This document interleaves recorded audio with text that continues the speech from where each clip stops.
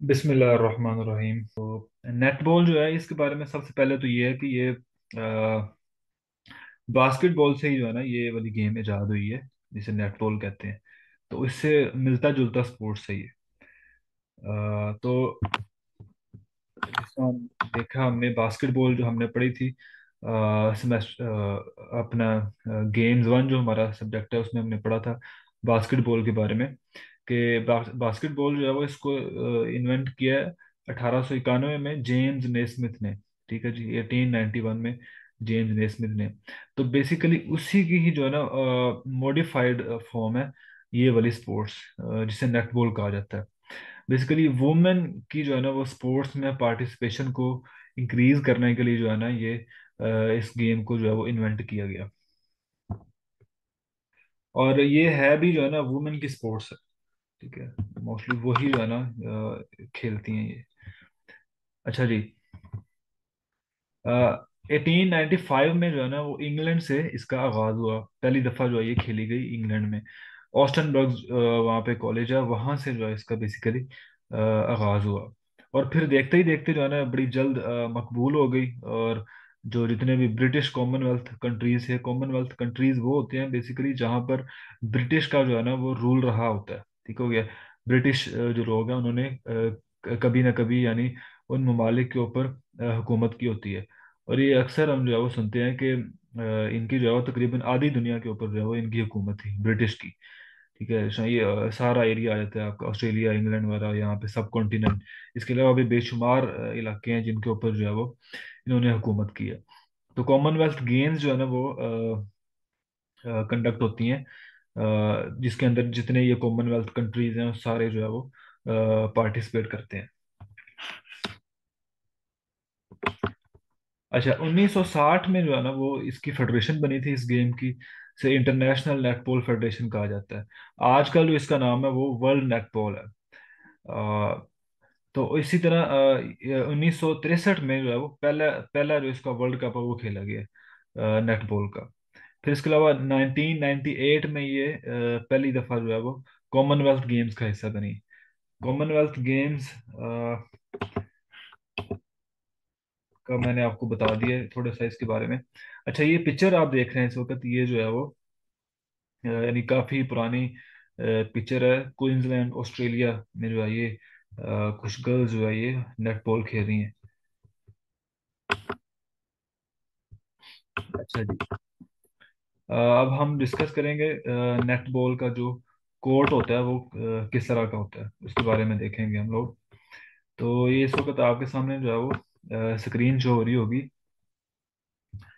तो ये जो लाइन है सारी ये साइड लाइन होती है इसमें। ठीक है, इसी तरह ये वाली जो लाइन है ये साइड लाइन है। तो साइड लाइन जो होती है नेटबॉल में ये 30.5 मीटर की ये जो है ना साइड लाइन होती है। इसी तरह ये वाली जो लाइन है ये गोल लाइन है। ये वाली गोल लाइन है। गोल लाइन जो है ये 15.25 मीटर जो है ये इसकी जो है वो मेजरमेंट होती है। और एक तो ये हो गया, अब इसी से मेजरमेंट से आपको आइडिया हो रहा होगा कि ये जो है एक रेक्टेंगुलर शेप का जो है ना कोट होता है।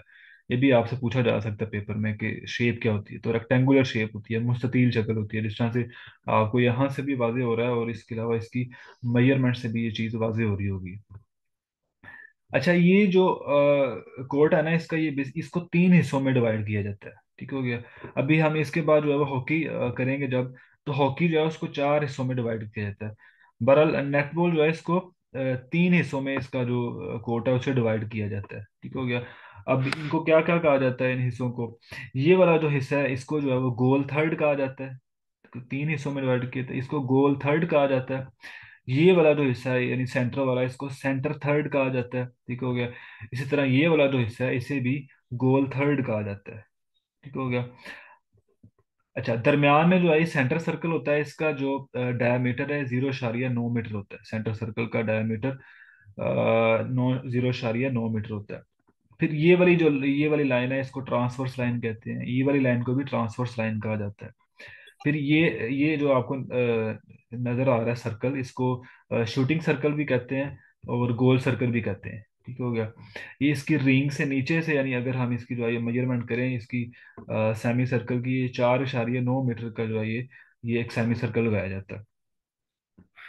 ये जो है वो एक छोटा सा तारुफ था नेटबॉल के कोड के बारे में। बड़ा आसान है वैसे, इसमें कोई मुश्किल नहीं है। थोड़ा सा इसमें जो याद रखने वाली चीज़ें हैं वो ये है कि इसमें जो है ना वो गोल लाइन होती है, ये याद रखिएगा, ठीक है।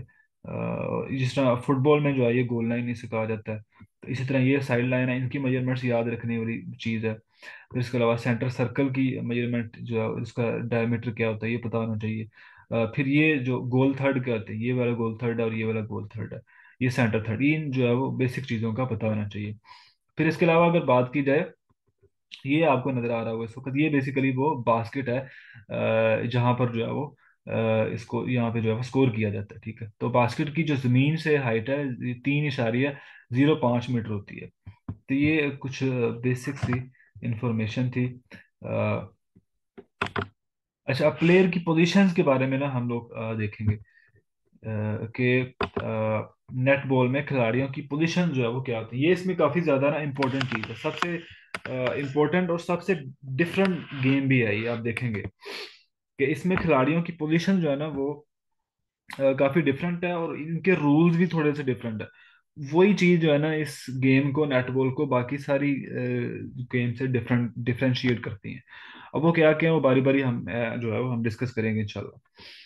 बराबर, सबसे पहले हम देखते हैं कि अगर हम इस मिसाल के तौर पे ये जो इस वक्त जहाँ पे मेरा माउस आ रहा है, सर्कल आ रहा है, ये यहाँ पर समझ लें कि ये जो है ना एक दिफाई टीम है, यानी यहाँ पर जो है ये इसका गोलकीपर खड़ा हुआ है, ठीक है। ये गोलकीपर है इस टीम का। तो अब ये गोलकीपर होगा। इसके अलावा ये जो WD खड़ा हुआ है इसके कहते हैं विंग डिफेंस, ठीक होगा। एक खिलाड़ी यहाँ पे होगा, विंग डिफेंस इसे कहते हैं। फिर इसके अलावा ये गोल डिफेंस होता है, ये खिलाड़ी यहाँ पे होता है। फिर ये जो सी में खिलाड़ी खड़ा हुआ है इसको सेंटर कहते हैं। फिर इस तरह आगे अब जो है ये अटैकिंग वाले खिलाड़ी आते हैं, तो ये गोल अटैकर है, ठीक है जी। ये विंग अटैकर है। फिर ये जो है GS, ये गोल शूटर है, ठीक है जी।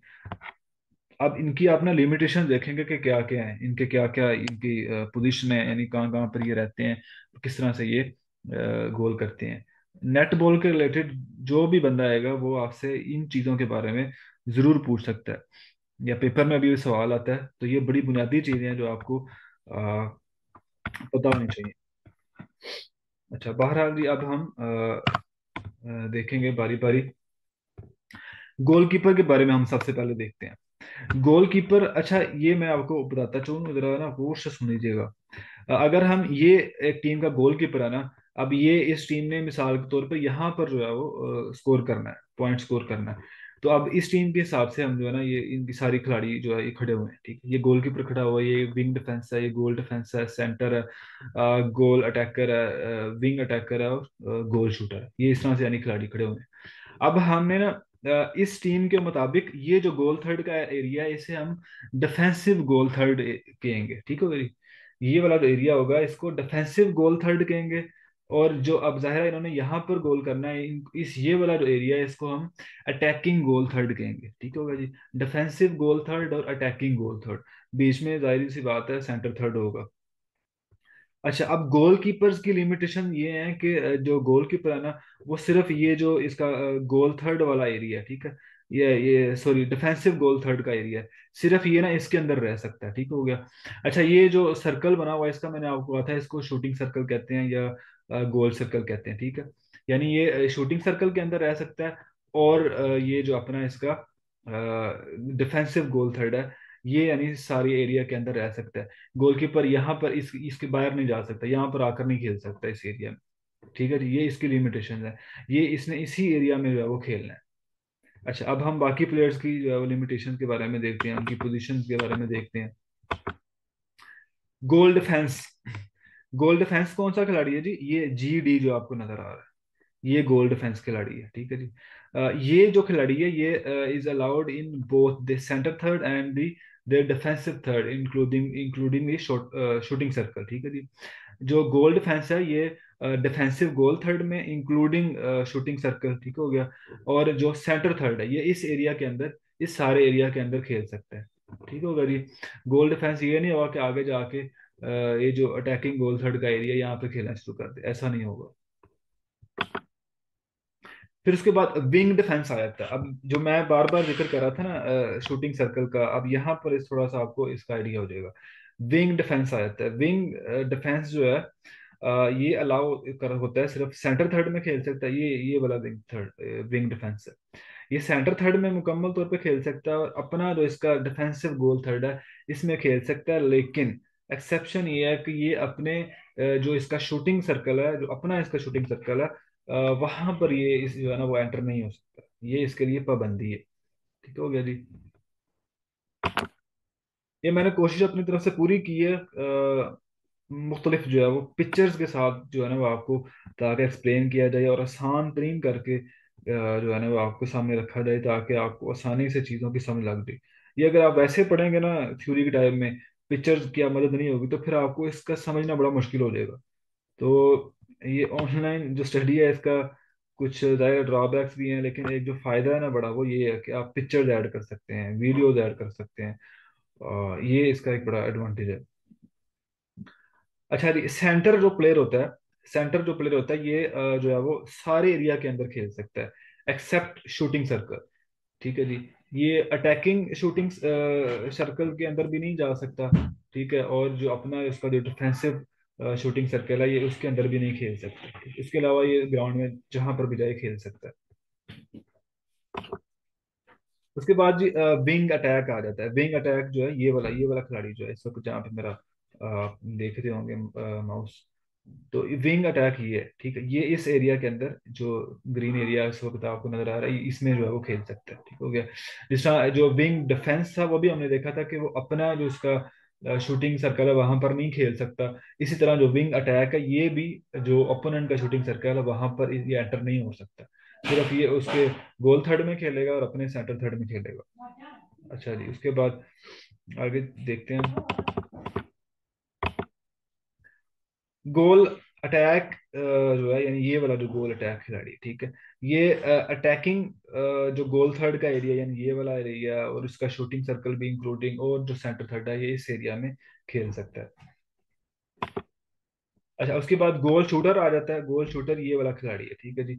गोल शूटर जो है ना वो सिर्फ अटैकिंग गोल थर्ड के अंदर खेल सकता है। ठीक है जी, ये सेंटर थर्ड में भी नहीं जा सकता, इसके अलावा ये अपने डिफेंसिव गोल थर्ड में भी नहीं जा सकता। और देखें कि ये कितनी रिस्ट्रिक्शंस हैं प्लेयर्स के ऊपर। अब अगर आपने जो है वो आपसे अगर कोई पूछ ले नेट बॉल के रिलेटेड, तो ये चीजें मुझे पूरी उम्मीद है कि आप लोगों को इससे पहले जो है इस चीज का आइडिया नहीं होगा। तो ये बड़ी, हालांकि बड़ी बेसिक इंफॉर्मेशन है, लेकिन ये काफी ज्यादा डिफरेंट डिफरेंट है बाकी सारी गेम के नस्बत। इतनी ज्यादा लिमिटेशन नहीं होती खिलाड़ियों की किसी भी गेम में। बहरहाल ये उम्मीद करता हूँ इंपॉर्टेंट चीज थी जो ऊपर पड़ी है, होपफुली कि आपको इसकी समझ आई होगी। अच्छा जी, उसके बाद जो गोल रिंग होता है, ठीक है, यहाँ पे जहाँ पर जो है वो गोल किया जाता है, जो बास्केट सी बनी होती है उसका जो है डायमीटर जो है वो 15 इंचज होता है। ठीक हो गया, और मैंने वहां पर भी आपको बताया था उसकी जो जमीन से हाइट है वो 3.05 मीटर होती है। अच्छा, अब ये वही वाला है इसकी जी जो साइड लाइन और उसकी गोल लाइन है उसके बारे में फरमाइशें बताई हुई हैं। इंपॉर्टेंट चीज यहाँ पर बॉल के बारे में आता है जो हमने पढ़नी है। बॉल के बारे में आपसे सवाल आ सकता है टेस्ट में, एफपीएससी या पीपीएससी में, कि जो बॉल है इसका नेट बॉल का जो बॉल होता है ये 27 से 28 इंचज जो है वो इसका सरकमफेरेंस होता है। ठीक है, अगर डायमीटर में देखें तो 8.7 इंचज जो है इसका डायमीटर होता है। तो इसके अलावा जो वेट है इसके बॉल का वो 397 से 454 ग्राम जो है वो इसका वेट होता है।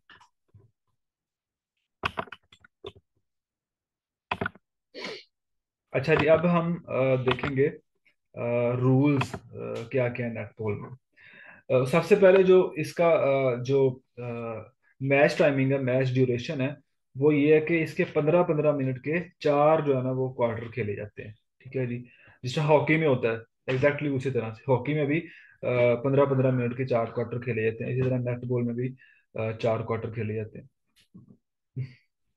अच्छा, हाफ टाइम के बाद जो है वो यानी दो क्वार्टर के बाद यानी 30 मिनट के बाद 15 मिनट का जो है वो ब्रेक दिया जाता है। हर जो टीम है ना इसमें, हर टीम में मैक्सिमम जो है ना वो 7 प्लेयर्स होते हैं, और मिनिमम जो है ना वो 5 प्लेयर्स हैं मैच को स्टार्ट करने के लिए जो जरूरी है। ठीक हो गया। अच्छा, एक मैं अब आपसे सवाल करता हूँ कि एक और भी गेम है जिसमें जो है वो जो नंबर ऑफ प्लेयर्स हैं वो 7 होते हैं। क्या कोई आप में से बता सकता है कि वो कौन सी गेम है?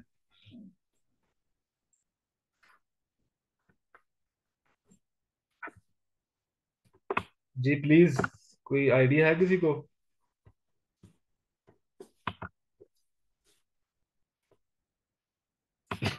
एतजाज भाई, शाहिद साहब, किधर गायब हो गए सारे? नहीं सर, मुझे नहीं कोई आइडिया। शाहिद साहब आपको?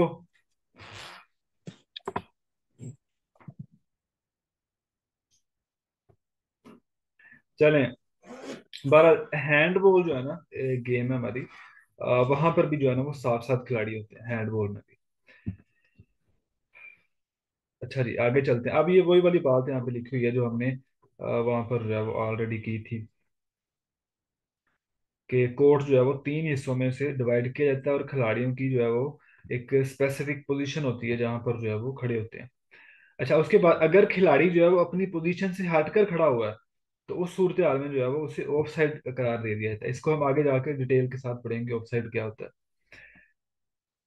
अच्छा, प्लेयर्स जो है वो can not hold the ball for more than 3 second. Player जो है वो 3 सेकंड से ज्यादा बॉल को जो है वो नहीं पकड़ सकते। इसको भी हम आगे जाके देखेंगे इसको क्या कहते हैं।